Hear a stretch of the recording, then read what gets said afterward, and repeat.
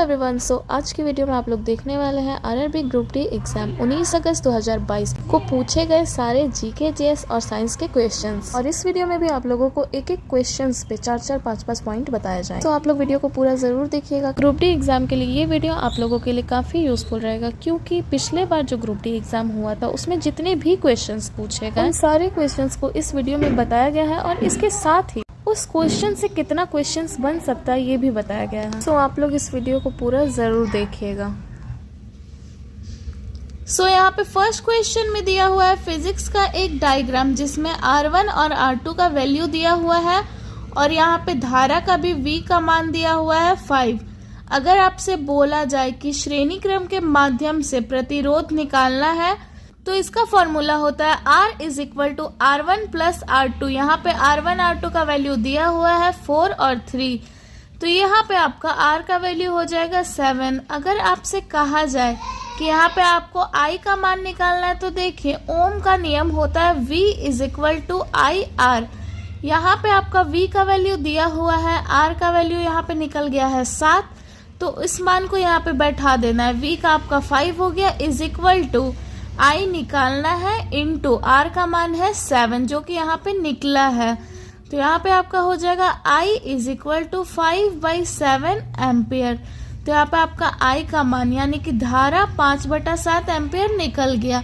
और अगर आपको एग्जाम में डायग्राम जो दे वो कुछ इस तरह से दे तो ये है आपका समानांतर क्रम का डायग्राम। समानांतर क्रम में प्रतिरोध निकालने का फॉर्मूला होता है 1/R is equal to 1/R1 plus 1/R2, और ये अनंत तक जाएगा। मतलब अगर R3, R4, R5 ये जितना भी वैल्यू दिया हो ये यहाँ पे प्लस होते जाएगा, और यही श्रेणी क्रम में भी यही होगा। तो देखिए श्रेणी क्रम का डायग्राम ऐसा होता है, ये एक ही लाइन में है सीरीज टाइप से, ठीक है। और समानांतर क्रम में जो डायग्राम होगा वो कुछ इस तरह से होगा, एक के नीचे एक, एक के नीचे एक, ठीक है। नेक्स्ट क्वेश्चन में आपका पूछा गया है रेसिस्टेंस यानी कि प्रतिरोध वाला फॉर्मूला। तो देखिए प्रतिरोध का फॉर्मूला होता है आपका R is equal to ρL/A। इसमें अगर आपका लेंथ बढ़ेगा तो ये जो R है ये भी बढ़ेगा, और अगर आपका एरिया बढ़ेगा तो ये जो R है ये घटेगा। इसको आप लोग याद रखना। और यहाँ पे आप लोग ओम का नियम जो कि V is equal to IR होता है इसको भी याद रखिएगा, और बल का जो नियम होता है वो होता है F is equal to MA, father is equal to my, ये बल का होता है। तो पूछा यही तो ज्यादा जाता है, ओम का नियम और बल का नियम। नेक्स्ट क्वेश्चन है अवतल लेंस की क्षमता। तो देखिए अगर आप लोग को फॉर्मूला पता है तो आप किसी भी लेंस का अवतल हो या उत्तल हो दोनों का क्षमता आराम से निकाल सकते हैं। तो देखिए लेंस का क्षमता होता है P is equal to 1/F। इसमें जो F होता है ये मीटर के अंदर होना चाहिए, यानी कि मीटर में होना चाहिए, और ये जो P है ये डायोप्टर में होना चाहिए। अगर आपसे पूछा जाए कि लेंस का जो क्षमता है वो पॉजिटिव में कब होगा और नेगेटिव में कब होगा, तो इससे पहले वाले क्लास में भी हम बताए थे कि लेंस का पावर पॉजिटिव दूरदृष्टि दोष यानी कि हाइपरमेट्रोपिया में, जिसमें उत्तल लेंस का यूज किया जाता है, और उत्तल लेंस का ही जो पावर होता है ये पॉजिटिव में होता है, और नेगेटिव होता है आपका निकट दृष्टि दोष में, इसको मायोपिया भी कहते हैं, और इसमें ही अवतल लेंस का यूज करते हैं, और अवतल लेंस का ही पावर जो होता है ये नेगेटिव में होता है। उत्तल लेंस का यूज बड़े बुजुर्गों में होता है, और अवतल लेंस का यूज छोटे या फिर जो बच्चे होते हैं, यंग होते हैं, उनमें यूज होता है। उत्तल लेंस का पावर होता है पॉजिटिव में, अवतल लेंस का पावर होता है नेगेटिव में। तो इसको भी आप लोग याद रखिएगा। लेंस का क्षमता का फॉर्मूला है P is equal to 1/F। F metre में होना चाहिए, P डायोप्टर में होना चाहिए। इसको हाइपरमेट्रोपिया और मायोपिया बोल के भी एग्जाम में पूछा जाता है, जहां बच्चे कंफ्यूज हो जाते हैं। नेक्स्ट क्वेश्चन पूछा गया है कि अगर पौधे प्रकाश संश्लेषण की जगह शोषण अधिक करे तो क्या होगा। तो देखिए अगर कोई भी पेड़ या पौधा प्रकाश संश्लेषण की जगह शोषण अधिक करने लगे तो वे ऊर्जा और भोजन का उत्पाद नहीं कर पाएंगे और वे मर जाएंगे, यानी कि सूख जाएंगे। अगर पूछा जाए कि प्रकाश संश्लेषण की प्रक्रिया होती कहाँ है, तो देखिए ये क्लोरोप्लास्ट के अंदर एक कोशिकांग मौजूद होता है, उसी के अंदर होता है प्रकाश संश्लेषण की प्रक्रिया में पेड़ या पौधा जो भी होता है ये लेता है कार्बन डाइऑक्साइड और जल, और ये भोजन का निर्माण यानी कि ग्लूकोज और ऑक्सीजन गैस देता है, और इसी ऑक्सीजन गैस का मनुष्य उपयोग करता है। अगर पूछा जाए कि पौधा हो या जंतु हो वो श्वसन में कौन सा गैस लेता है, तो देखिए पौधा हो या जंतु हो वो श्वसन की क्रिया में ऑक्सीजन गैस ही लेता है। और अगर पूछा ये जाए कि पौधा में भोजन का निर्माण किससे होता है, तो देखिए पेड़ पौधों में भोजन का निर्माण प्रकाश संश्लेषण की क्रिया के द्वारा होता है। अगर पूछा जाए कि प्रकाश संश्लेषण कब होता है, तो देखिए प्रकाश संश्लेषण में आपका आ रहा है प्रकाश, और प्रकाश संश्लेषण तभी होता है जब पेड़ पौधों को प्रकाश मिले या फिर सूर्य निकला हो, जब सूरज का रोशनी मिल रहा हो तब होता है प्रकाश संश्लेषण। और इसमें पेड़ पौधा लेता है कार्बन डाइऑक्साइड और जल, निर्माण करता है भोजन का, देता है हम लोगों को ऑक्सीजन जो कि हम लोग लेके जीवित रहते हैं। और रात्रि के टाइम पे क्या होता है कि रात्रि के टाइम पे पेड़ पौधों को प्रकाश तो नहीं मिलता है, तो वो श्वसन करते हैं। रात में कोई भी पेड़ पौधा श्वसन कर रहा होता है, और श्वसन के दौरान पेड़ पौधा लेता है ऑक्सीजन गैस और छोड़ता क्या है, छोड़ता है कार्बन डाइऑक्साइड। इसीलिए कहा जाता है कि किसी भी पेड़ के नीचे रात में नहीं सोना चाहिए। क्यों? क्योंकि वो ऑक्सीजन ले रहा और दे रहा है कार्बन डाइऑक्साइड, और इंसान हम लोग मनुष्य जीवित रहते हैं ऑक्सीजन गैस लेके। इसीलिए रात्रि के समय पेड़ के नीचे नहीं सोना चाहिए। देखिए क्वेश्चन है पौधे श्वसन में कौन सी गैस ग्रहण करते हैं। तो देखिए पेड़ हो, पौधा हो, जीव हो, जंतु हो या फिर मनुष्य हो, श्वसन की क्रिया में वे ऑक्सीजन गैस ही ग्रहण करते हैं और छोड़ते क्या है, छोड़ते हैं कार्बन डाइऑक्साइड। प्रकाश संश्लेषण में पेड़ पौधे क्या ग्रहण करते हैं, तो प्रकाश संश्लेषण में ये लेते हैं CO2 गैस, कार्बन डाइऑक्साइड, देते क्या है तो ऑक्सीजन गैस देते हैं जो कि मनुष्य यूज करता है। नेक्स्ट है श्वसन के अंदर होता क्या है, तो वही श्वसन के अंदर लेते हैं ऑक्सीजन, देते हैं कार्बन डाइऑक्साइड। और एक क्वेश्चन ये है कि जैसा मैं अभी आप लोगों को बताई कि पेड़ पौधे रात में लेते हैं ऑक्सीजन, देते हैं कार्बन डाइऑक्साइड, लेकिन एक होता है मनी प्लांट और एक एलोवेरा, ये जो दो पौधा होता है ये रात में भी ऑक्सीजन ही देता है। तो ये पूछा जा सकता है कि रात में कौन सा पौधा ऑक्सीजन देता है, तो ये है आपका एलोवेरा और मनी प्लांट, जिसको लोग घर के अंदर अधिकतर लगाते हैं। नेक्स्ट क्वेश्चन पूछा गया अनुच्छेद 243 के बारे में। तो देखिए अनुच्छेद 243 से लेकर के अनुच्छेद 243 तक कहाँ से आया, सबसे पहले ये देखेंगे। तो देखिए 73वें संविधान संशोधन अधिनियम 1992 के तहत भारतीय संविधान में 11वीं अनुसूची और भाग 9 को जोड़ा गया, जिसमें 11वीं अनुसूची में पंचायत के 29 विषय शामिल है और भाग 9 में अनुच्छेद 243 से लेकर 243 तक का शामिल है।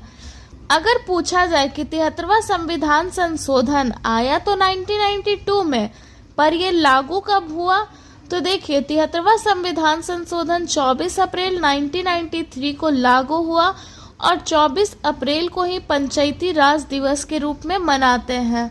भाग 9 जो आपका जुड़ा, भाग 9 से संबंधित अनुच्छेद है अनुच्छेद 243 से लेकर के 243 तक। भाग 9 जो कि त्रिस्तरीय पंचायती राज व्यवस्था से संबंधित है, और इस त्रिस्तरीय पंचायती राज व्यवस्था का शुरुआत 2 अक्टूबर 1959 को नागौर राजस्थान से हुआ था। अगर पूछा जाए कौन सी समिति है, तो ये है बलवंत राय मेहता समिति। अब देखिए अनुच्छेद 243 जो कि पंचायत का कार्यकाल कब समाप्त होगा, ये इसमें दिया हुआ है। अनुच्छेद 243 ग्राम सभा का उल्लेख किया गया है इसमें।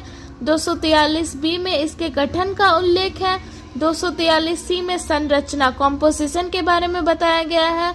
243 में आरक्षण बाध्य का प्रावधान दिया गया है। अनुच्छेद 243 में शक्ति, 243 में वित्त और 243 जो आपका के है ये चुनाव से संबंधित है। और ये है अनुच्छेद का सबसे डिफिकल्ट पार्ट और इसी को एग्जाम में पूछा जाता है। जैसा कि एनटीपीसी एग्जाम में पूछा गया था, एक शिफ्ट में पूछा जा रहा था 243E के बारे में बताइए, एक में पूछा जा रहा था 243F के बारे में बताइए, एक में 243S के बारे में। तो एनटीपीसी एग्जाम में इससे रिलेटेड क्वेश्चन बहुत आया था। नेक्स्ट क्वेश्चन है 2025 का नेशनल गेम्स यानी कि वर्तमान का राष्ट्रीय खेल से संबंधित। तो देखिए वर्तमान का जो राष्ट्रीय खेल है 2025 का, ये है 38वें नंबर का। इसका नंबर जरूर से याद रखिएगा क्योंकि अभी अधिकतर क्वेश्चन इस तरह से पूछा जाता है कि 38वां राष्ट्रीय खेल का आयोजन कहाँ किया गया, 52वें मुख्य न्यायाधीश कौन है, 24वें CAG कौन है, मतलब उनके नंबर से पूछा जाता है। तो देखिए 38वां राष्ट्रीय खेल जो कि 28 जनवरी से लेकर 14 फरवरी तक आपका आयोजित किया गया और ये आयोजित हुआ उत्तराखंड राज्य में। इसका शुभांकर है मौली जो कि उत्तराखंड का राजकीय पक्षी मोनाल से प्रेरित है। अगर पूछा जाए कि 38वें राष्ट्रीय खेल का उद्घाटन करने वाले कौन है, तो देखिए 38वें राष्ट्रीय खेल का उद्घाटन करने वाले हैं प्रधानमंत्री नरेंद्र मोदी जी। अगर पूछा जाए कि वर्तमान में उत्तराखंड के मुख्यमंत्री कौन है, तो ये है पुष्कर सिंह धामी 70 सीटों के साथ। क्वेश्चन ये भी पूछा जा सकता है कि 39वां राष्ट्रीय खेल जो कि 2027 में होने वाला है, ये कहाँ आयोजित किया जाएगा। तो देखिए 39वां राष्ट्रीय खेल आपका 2027 में मेघालय राज्य में आयोजित किया जाएगा।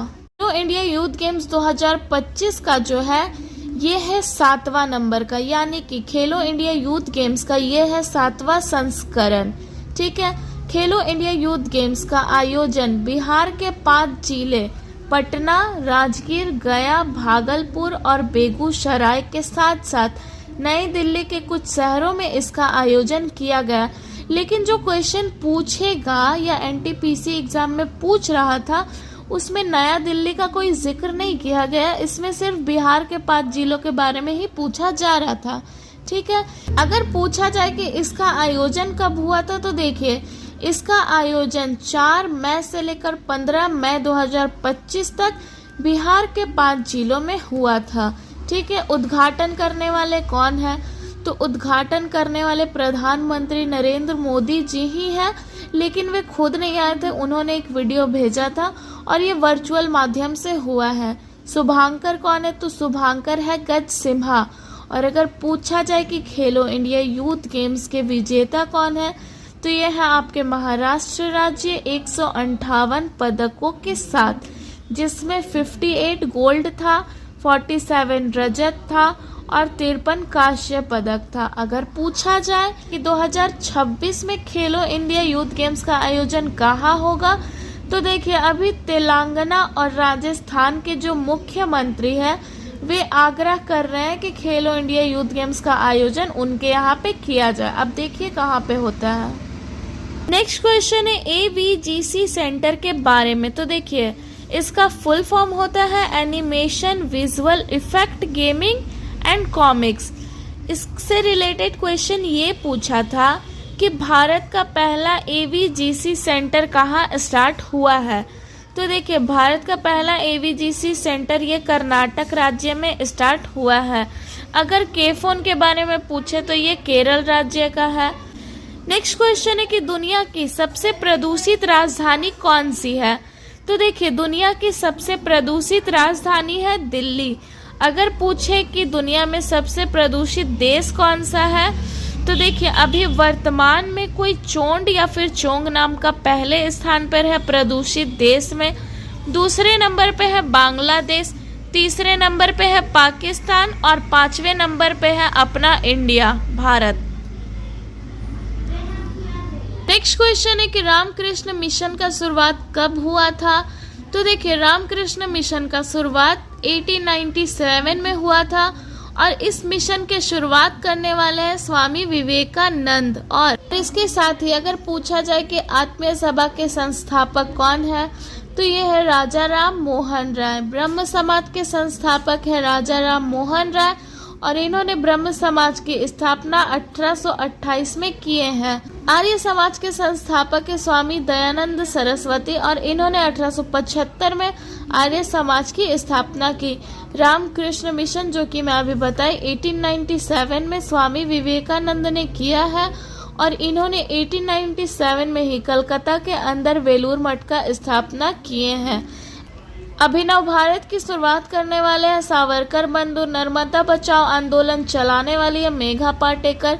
सर्वेंट्स ऑफ इंडिया सोसाइटी के संस्थापक है गोपाल कृष्ण गोखले। सत्य शोधक समाज के संस्थापक है ज्योतिबा फूले और ज्योतिबा फूले की पुस्तक का नाम है गुलामगिरी।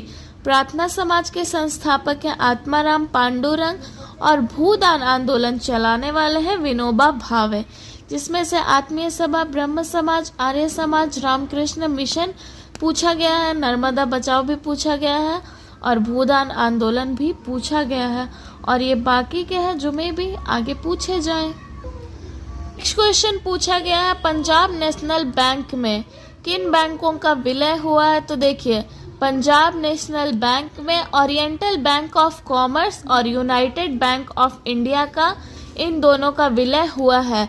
बैंक ऑफ बड़ौदा में देना बैंक और विजया बैंक का विलय हुआ है। कैनरा बैंक में आपका सिंडिकेट बैंक का विलय हुआ है। अगर पूछा जाए कि आरबीआई का राष्ट्रीयकरण कब हुआ है तो देखिए आरबीआई का राष्ट्रीयकरण हुआ है 1 जनवरी 1949 को। क्वेश्चन ये भी पूछा जा सकता है कि इंपीरियल बैंक ऑफ इंडिया का नया नाम बदलकर क्या रखा गया है। तो देखिए इंपीरियल बैंक ऑफ इंडिया का ही नाम जुलाई 1955 को बदल के एसबीआई रखा गया है, स्टेट बैंक ऑफ इंडिया। तो इसको भी आप लोग याद रखिएगा। अगर पूछा जाए कि एसबीआई के पहले हेड कौन है तो देखिए एसबीआई के पहले हेड है दिनेश कुमार खारा और अभी वर्तमान में जो अगस्त 2024 को नियुक्त किया गया है ये है चल्ला श्रीनिवासुलु शेट्टी, जिनको अभी अगस्त 2024 में नियुक्त किया गया है। क्वेश्चन ये भी पूछा जा सकता है कि 1969 में कितनी बैंकों का राष्ट्रीयकरण हुआ है। तो देखिए 1969 में कुल 14 बैंकों का राष्ट्रीयकरण हुआ है और 1980 में 6 बैंकों का राष्ट्रीयकरण हुआ है। ये क्वेश्चन पूछा जा सकता है। नेक्स्ट क्वेश्चन है चिपको आंदोलन। तो देखिए चिपको जो आंदोलन है ये 1970 में सुंदरलाल बहुगुण और चंडी प्रसाद भट्ट के द्वारा चलाया गया था और ये जो चिपको आंदोलन है ये उत्तराखंड का आंदोलन है। अगला है अपिक्को आंदोलन। तो ये जो अपिक्को आंदोलन है ये कर्नाटक के पश्चिमी घाट का क्षेत्र का है, ये पूछा उतना नहीं जाता है। अगला है नर्मदा बचाओ आंदोलन। तो ये जो नर्मदा बचाओ आंदोलन है ये मेघा पाटेकर के द्वारा चलाया गया था। नेक्स्ट है आपका कि अमृत देवी बिश्नोई पुरस्कार किस क्षेत्र का है। तो देखिए अमृत देवी बिश्नोई पुरस्कार ये आपका पर्यावरण संरक्षण का पुरस्कार है। नेक्स्ट क्वेश्चन है कोक बरोक भाषा किस राज्य का है। तो देखिए ये जो कोक बरोक भाषा है ये त्रिपुरा राज्य का भाषा है और आपका भाषा से संबंधित अनुसूची है 8वीं अनुसूची, जिसमें मूल संविधान में केवल 14 भाषा था लेकिन अभी वर्तमान में इसमें 22 भाषा है। अगर पूछा जाए कि 15वीं भाषा जो कि सिंधी है इसे कब जोड़ा गया था तो 15वीं भाषा को 21वें संविधान संशोधन के तहत जोड़ा गया था। 16वीं, 17वीं और 18वीं भाषा नेपाली, मैथिली और कोंकणी इसे 71वें संविधान संशोधन के तहत जोड़ा गया। इसका ट्रिक है नमक। 19वां, 20वां, 21वां, 22वां बोडो, डोंगरी, संथाली और मैथाली ये 52वें संविधान संशोधन के तहत 8वीं अनुसूची में जोड़ा गया। तो इनको भी आप लोग याद रखना क्योंकि डीप में पूछेगा तो ऐसे ही पूछेगा। अगर पूछा जाए कि संघ की राजभाषा का उल्लेख किस अनुच्छेद में किया गया है तो देखिए संघ की राजभाषा का उल्लेख अनुच्छेद 343 में किया गया है। नेक्स्ट क्वेश्चन है संविधान के भाग से संबंधित। तो देखिए संविधान में मूल संविधान में 22 भाग ही था लेकिन अभी वर्तमान में अगर पूछा जाए तो अभी वर्तमान में संविधान में कुल 25 भाग है। नया भाग है आपका 4A जिसमें है फंडामेंटल ड्यूटीज मौलिक अधिकार जो कि 42वें संविधान संशोधन के तहत जोड़ा गया और इसमें मौलिक कर्तव्य का बात किया गया है। अगर पूछे कि भाग 4 से संबंधित अनुच्छेद कौन सा है तो अनुच्छेद है 51A। और देखिए यहाँ पे है कुछ इम्पोर्टेंट भाग 9 को 73वें संविधान संशोधन 1992 के तहत जोड़ा गया। इसमें पंचायतों के बारे में बताया गया है। भाग 9A को 74वें संविधान संशोधन के तहत जोड़ा गया और इसमें नगर निकाय का प्रावधान दिया गया है। भाग 9B को 97वें संविधान संशोधन के तहत जोड़ा गया और इसमें सहकारी समिति का प्रावधान दिया गया। अगर पूछे भाग 14A के बारे में तो देखिए कि भाग 14A में प्रशासनिक अधिकरण है, मतलब ट्रिब्यूनल्स है, और इससे संबंधित अनुच्छेद है 323A और ये 42वां संविधान संशोधन 1976 में जोड़ा गया है। अब अगर अनुसूची की बात करें तो मूल संविधान में केवल 8 अनुसूची ही था, लेकिन अभी वर्तमान में है 12 अनुसूची। 9वीं अनुसूची को पहला संविधान संशोधन के तहत जोड़ा गया, 10वीं अनुसूची को 52वें संविधान संशोधन के तहत, 11वीं अनुसूची को 73वें संविधान संशोधन के तहत और 11वीं अनुसूची में पंचायत का 29 विषय शामिल है। 12वीं अनुसूची को 76वें संविधान संशोधन के तहत जोड़ा गया। तो ये है संविधान के कुछ इम्पोर्टेंट बातें। कौन, कब, कहाँ, किस संविधान संशोधन के तहत जुड़ा है, यहाँ पे सारा जानकारी उपलब्ध है। बस आप लोग वीडियो को ध्यान से देखना और सारा कुछ लिखते जाना। आज के वीडियो में बस इतना ही। मिलते हैं कल इसके पार्ट 2 के साथ। Thank you.